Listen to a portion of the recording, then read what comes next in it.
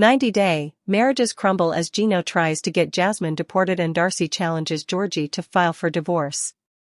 Darcy challenged her husband Georgie to file for divorce on the October 5 episode of 90-Day Fiance, Happily Ever After? As tensions continued to rise following the rocky conclusion to their Bulgarian vacation. Meanwhile, Gino called Jasmine to confront her about the $70,000 he believes she owes him and accused Jasmine of using him to get a green card. Gino claimed their marriage was a scam and informed his estranged wife that he called immigration on her. Trouble found both Jasmine and Darcy on the latest episode of 90-Day Fiance, Happily Ever After? As both ladies battled their husbands over their deteriorating marriages. First, Darcy challenged her husband Georgie to file for divorce as tensions continued to rise following the rocky end to their Bulgarian vacation. Darcy made the declaration during a feisty fancy dinner with her sister, her husband Florian and their friends, Svet and Roxy, after she and Georgie openly bickered about their fight in Bulgaria, communication issues, and more of their ongoing marital problems. After playing the blame game with each other, Georgie insisted that he felt he is always wrong in Darcy's eyes, making it difficult for him to open up to her. "Then don't be married," she exclaimed. "File for divorce. Is that what you want? Because that's what it feels like you want." Earlier in the day, Darcy expressed concerns about her relationship to Stacey after the twins took part in an aerial silks class in hopes of releasing old baggage and ushering in new, more positive energy. In a confessional, Darcy revealed that she and Georgie were barely speaking to each other following the big blow-up at the end of their trip a few days prior. "We haven't even talked to each other about what happened on our last night in Bulgaria," she explained. After the class, Darcy told Stacey that Georgie was hesitant to give me his half of the rent for the month upon returning home. Darcy later said Georgie eventually caved after she started a group chat with herself, her husband and her dad. Darcy also suggested that, rather than communicating with her, Georgie said he wants half his money back for her portion of the trip to Bulgaria. Stacey was astonished by the allegations, calling Georgie a greedy mother in response. "You deserve to be treated like a queen every day," Stacey told her twin, who feared her husband was trapped in an avoidant mindset. Their relationship, she later noted, had begun to feel like two ships passing by. Later that evening, Georgie seemed miserable as he sat across the table from his wife at dinner. In a confessional, Georgie admitted that he was still hurt by how the end of the trip to Bulgaria played out, and that things had gotten uncomfortable between him and his wife. "I'm not going to pretend that everything is okay when it's not really okay," he explained. Back at dinner, Darcy revealed that she was triggered by Georgie's suggestion that he was interested in traveling alone. But Georgie felt it was a misunderstanding, and she overreacted. "Ed. You disrespected me first by telling me I'm with you because I did this, for your money and all this," he explained. Darcy acknowledged her error, and later admitted that she still has healing work to do with herself. But she suggested Georgie needed to do the same. Still, Georgie felt that he sometimes couldn't pinpoint what exactly is wrong in certain circumstances, suggesting that it seemed like everything he did was wrong sometimes. "You know what? Keep blaming me," Darcy said sharply, in a quiet tone. "He's never going to change. Only when, and if he wants to for himself." "No, I'm always wrong," Georgie complained, causing Darcy's blood to boil. That's when she put divorce on the table, leaving the room in complete silence. "I think for her to just drop that whole thing on the table, I think was kind of like crazy," their friend Svet said in a confessional. "So something has had to happen that was bigger than this, just what we heard."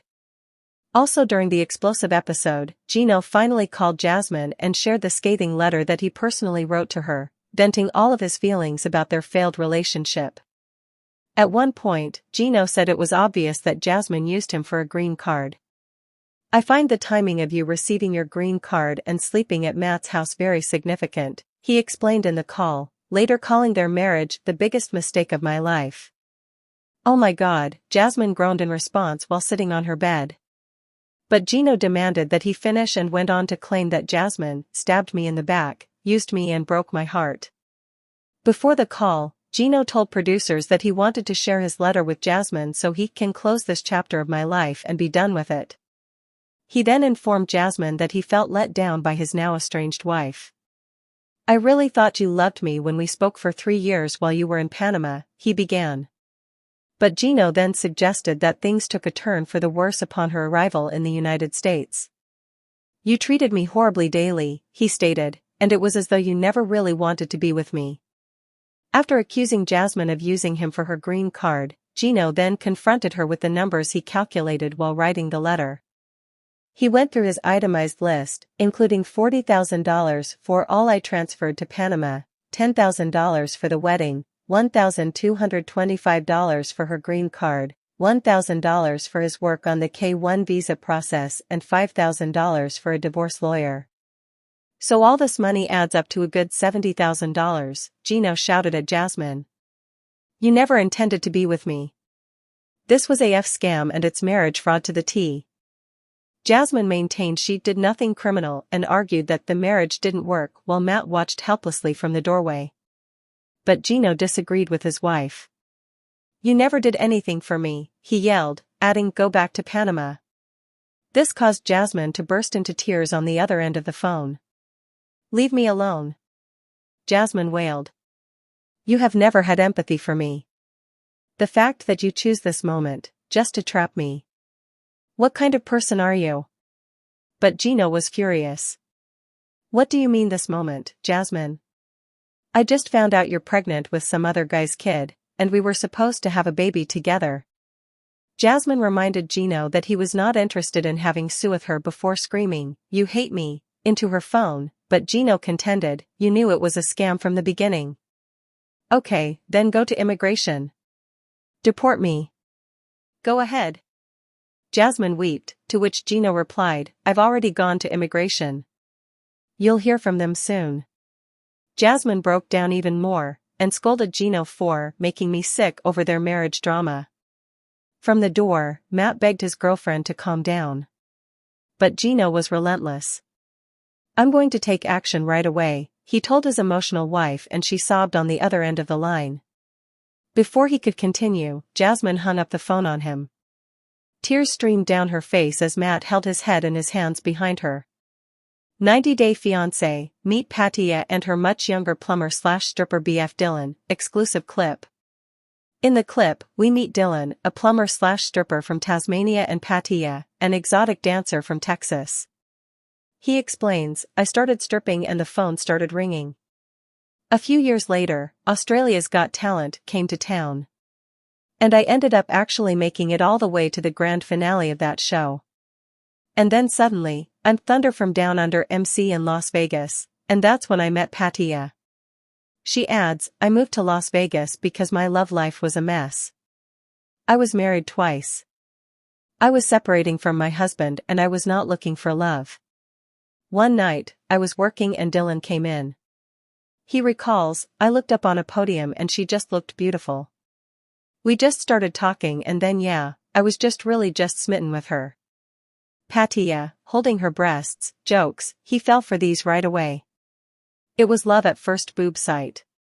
They're finally ready to build a life together in Tasmania after more than a decade of on and off long distance love.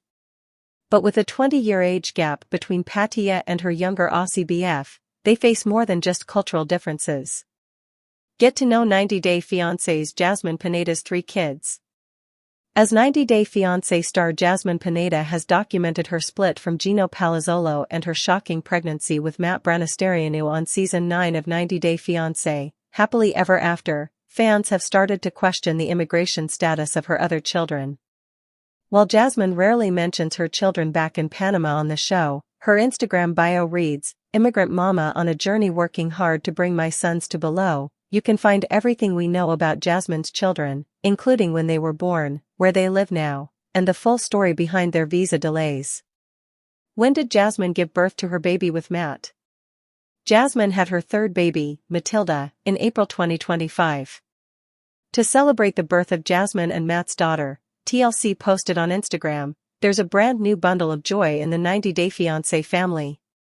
Congrats to Jasmine and Matt, who just welcomed baby girl Matilda. Introducing Maddie, our sweet baby girl, says the pair. She's already filling our hearts with so much love and joy. What are the names of Jasmine Pineda's kids? The 90-Day Fiance star has 3 kids, including 2 sons named JC and Ginos, whom she shares with her ex-husband in Panama, and her daughter, Matilda. Below, we've broken down everything we know about each of her children. Jasmine's oldest son is a 13-year-old named Ginos, who still lives in Panama. While he is generally not featured in the franchise, he made a rare appearance back in 2023. For his 12th birthday, Jasmine posted, "My charming prince turns 12 years old tomorrow. Ginos, you're the love of my life, my world, my everything. I'm so lucky to have the most amazing baby boy ever. Mommy loves you." On July 1, 2025, Jasmine posted a video of Ginos video chatting with his baby sister.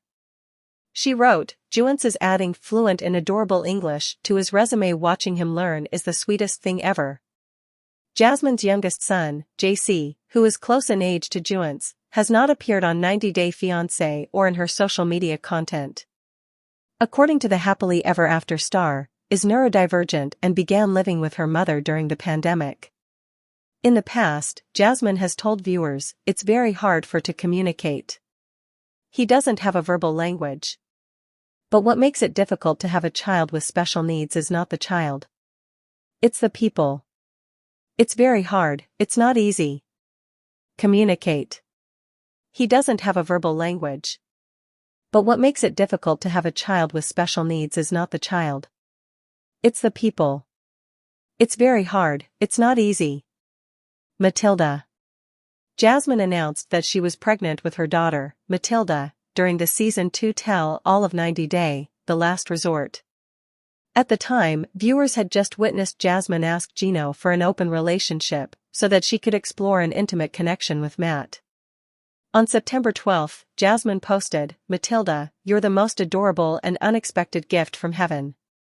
You make our life complete in ways we never imagined, and every day with you feels like a blessing wrapped in the purest joy." Why are Jasmine Pineda's sons still in Panama? Since Jasmine gave birth to Matilda, 90 Day fans have questioned why Jasmine's sons still live in Panama. Jasmine reportedly has to wait up to 2 years to bring her sons to the States, as Gino made an error in her immigration paperwork by not including her sons' names on the forms as well. Hopefully, both Ginos and JC will be able to come live with their mom and sister in Florida soon.